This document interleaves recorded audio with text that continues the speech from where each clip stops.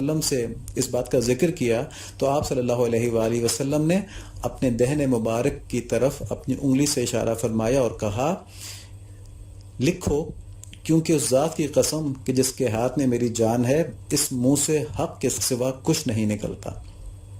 ٹھیک ہے، نبی صلی اللہ علیہ وسلم نے خود فرما دیا۔ اسی طرح حضرت ابو ہریرہ رضی اللہ عنہ فرماتے ہیں کہ نبی صلی اللہ علیہ وآلہ وسلم نے فرمایا کہ میں حق کے سوا کچھ نہیں کہتا۔ تو آپ کے کسی صحابی نے کہا یا رسول اللہ، آپ تو ہم سے خوش طبعی بھی کر لیتے ہیں، مذاق بھی کر لیتے ہیں یعنی، تو آپ صلی اللہ علیہ وآلہ وسلم نے فرمایا کہ بلا شبہ میں حق کے سوا کچھ نہیں کہتا۔ یعنی جب نبی صلی اللہ علیہ وآلہ وسلم مزاح بھی فرما رہے ہوتے ہیں تو حق کے سوا کچھ نہیں کہتے۔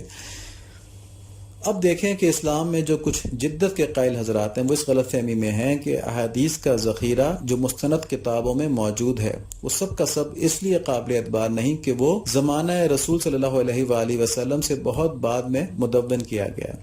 تو اول تو یہ کہنا ہی صحیح نہیں، کیونکہ حدیث کی حفاظت و کتابت تو خود نبی صلی اللہ علیہ وآلہ وسلم کے دور میں شروع ہو چکی تھی، جیسا کہ ابھی ہم نے حضرت عبداللہ بن عمر رضی اللہ عنہ کی روایت دیکھی ہے کہ وہ احادیث لکھا کرتے تھے۔ ہاں تکمیل اس کی بعد میں بھی، یعنی اس کی وہ جمع صحابہ حضرات کر رہے تھے، بعد میں کتابوں کی صورت میں کو جمع کر دیا گیا، لیکن لکھی جب بھی جا رہی تھی۔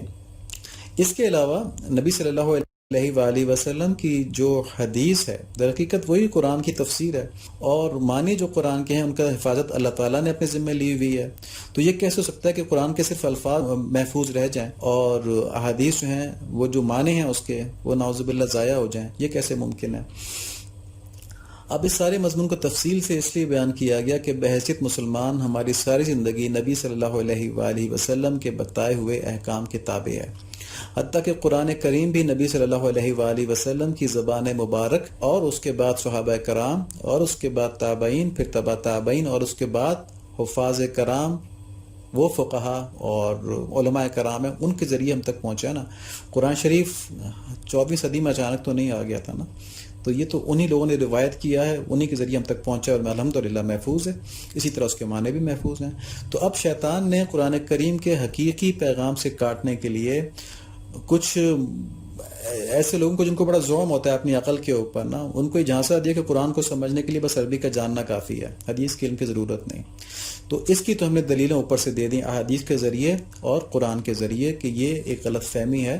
اللہ تعالیٰ نے نبی صلی اللہ علیہ وآلہ وسلم کو قرآن شریف کی تعلیم دینے کے لیے مبعوث فرمایا تھا، اور قرآن شریف اپنے الفاظ اور اس کے معنی دونوں کے ساتھ محفوظ ہے، اس لیے وہ تمام احادیث جو کہ ہمیں شریعت کا علم دیتی ہیں وہ سب کی سب محفوظ ہیں۔ اور وہ ہم تو اس بات کو سمجھ نہیں رہے نا، مطلب ہمارے سامنے یہ چیز نہیں تو ہم اس کو صرف لاجیکلی سمجھ رہے ہیں۔ جن لوگوں کے پاس حدیث کا علم ہے وہ دیکھتے وہ بتاتے ہیں کہ یہ ایسا علم دنیا میں ہے ہی نہیں کہ جس کے اندر کہ ہر آدمی کی شخصیت جو ہے نا اس کو انالائز کیا ہوا ہے کہ فلاں نے روایت کی ہے، جیسے ایک حدیث کے پیچھے اگر 50 لوگ ہیں تو ان 50 لوگوں کی شخصیت کو انالائز کیا ہوتا ہے تاریخی طور پہ کہ یہ سچے تھے، ان کا حافظہ ٹھیک تھا، یہ غلط بات نہیں کرتے تھے۔ تو ان سب چیزوں کا انالائز دنیا کا کوئی اور علم نہیں کرتا ہے، تو اللہ تعالیٰ نے وہ علم جو تھا وہ پیدا فرمایا کہ جو حدیث کی حفاظت کر سکے۔ تو یہ بات فیکچول ہے۔ ایک تو ہو گیا کہ ہم نے نقلی دلائل دیکھے، یعنی قرآن اور حدیث کو دیکھا، ایک ہم نے دیکھا کہ ہسٹوریکلی کس طرح اس کو پرزرو کیا گیا۔ اس میں اگر کسی کو چاہیے تو ڈیٹیلز دے سکتا ہے کہ اسماء الرجال جو ہیں اس کا علم کیا چیز ہے، اور یہ صرف اسلام کے اندر ہے۔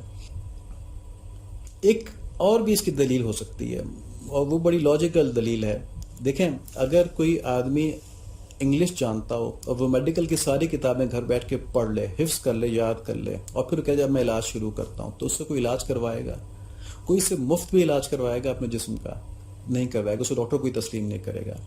ٹھیک ہے، اسی طرح اگر کوئی آدمی دین کا علم کسی کتاب سے سیکھ کے کہتا ہے کہ جی آج سے میں سمجھاؤں اس کتاب کو، اور تو کوئی سمجھا ہی نہیں تھا، تو وہ دین کے علم کے لیے دین کے ہر شعبے میں ایک استاد چاہیے ہوتا ہے، اور استاد نے اپنے استاد سے سیکھا، اور استاد نے اپنے استاد سے سیکھا، اور استاد نے اپنے استاد سے سیکھا، اور یہ سلسلہ تابعین تک اور صحابہ کرام تک اور پھر نبی صلی اللہ علیہ وآلہ وسلم تک پہنچتا ہو، تو اس کو ہم کہتے ہیں کہ یہ دین کا طالب علم ہے، کیونکہ اس کے استاد نے اپنے استاد سے، اس نے اپنے استاد سے، اس نے اپنے استاد سے، اور یہ سلسلہ نبی صلی اللہ علیہ وآلہ وسلم تک پہنچتا ہے، پھر ہم کہتے ہیں کہ یہ طریقہ ٹھیک ہے۔ اور ہم یہی کہہ رہے ہیں کہ ڈھال وہی چیز ہے کہ جو علم ہم سے ان استادوں اور شاگردوں کے ذریعے پہنچا ہے۔ تو دین کے لیے بھی جس طرح آپ دنیا کے لیے ایک جعلی ڈاکٹر سے علاج نہیں کرواتے، دین کے لیے بھی ہمیں چاہیے کہ نفس اور شیطان کی جھانسی سے بچیں.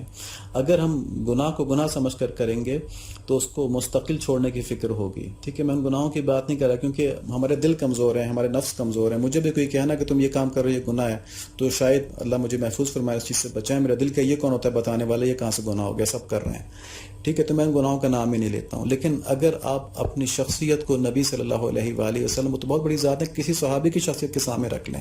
یہ اس لیے کہہ رہے ہیں کہ نمونہ تو وہی ہے نا ہمارے لیے. اللہ تعالیٰ نے ہمیں ہی کہا ہے نا کہ قرآن شریف کے اندر کہ تمہارے لیے زندگی کا بہترین نمونہ نبی صلی اللہ علیہ وآلہ وسلم کی زندگی ہے.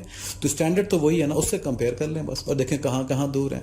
تو اگر جہاں دور ہیں ہم جو چیزیں اس کے خلاف کر رہے ہیں اس پہ اللہ تعالیٰ سے معافی مانگتے رہیں تو ہماری کوئی عزت نفس پہ مجروح ہوتی ہے اللہ تعالیٰ سے معافی مانگتے ہوئے؟ نہیں ہوتی نا. تو اللہ تعالیٰ سے معافی مانگنا تو بہت بڑی بات ہے، تائبین کا تو بہت اونچا درجہ ہے.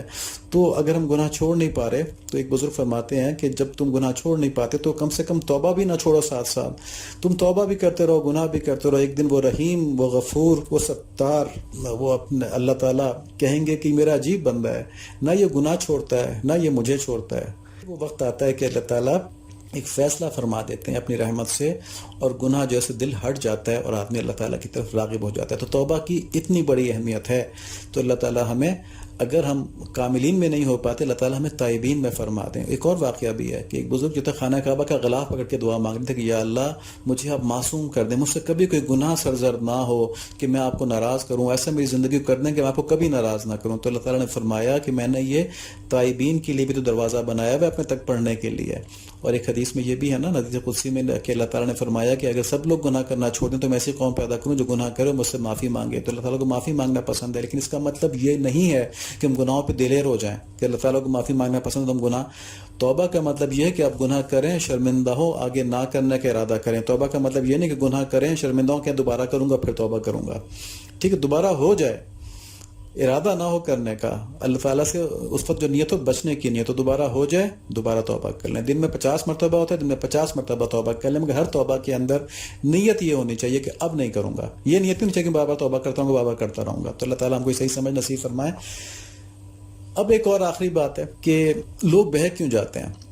تو لوگ بہکنا جو ہوتا ہے نا، وہ ایک تو پہلی بات یہ کہ نفس کی وجہ سے، یہ دوسرا عقل کی وجہ سے بھی ہے. ایک بڑا بنیادی سوال ہے کہ اگر کوئی یہ کہتا ہے کہ آج جو لوگ کہہ رہے ہیں کہ قرآن شریف کے اندر جو فلاں بات لکھی اس کا مطلب یہ ہے اور اس لحاظ سے یہ چیز گناہ نہیں ہے، یہ چیز حلال ہے اور یہ چیز حرام ہے، اس طرح جو کر رہے ہیں، تو وہ یہ کہہ رہے ہیں کہ 1400 سال تک امت کو صحیح دین کا علم معلوم نہیں تھا. یہ ایک فرقہ آ جایا ہے، اس کو پتہ ہے کہ امت کے پاس جو صحیح دین کا علم ہے وہ یہ ہونا چاہیے تھا نا. تو 1400 سال تک وہ امت کو گمراہ کہہ رہا ہے. اور جبکہ نبی صلی اللہ علیہ وآلہ وسلم فرماتے ہیں کہ میری امت جو ہے وہ کبھی گمراہی پر جمع نہیں ہوگی اور اللہ کا ہاتھ جماعت کے اوپر ہے.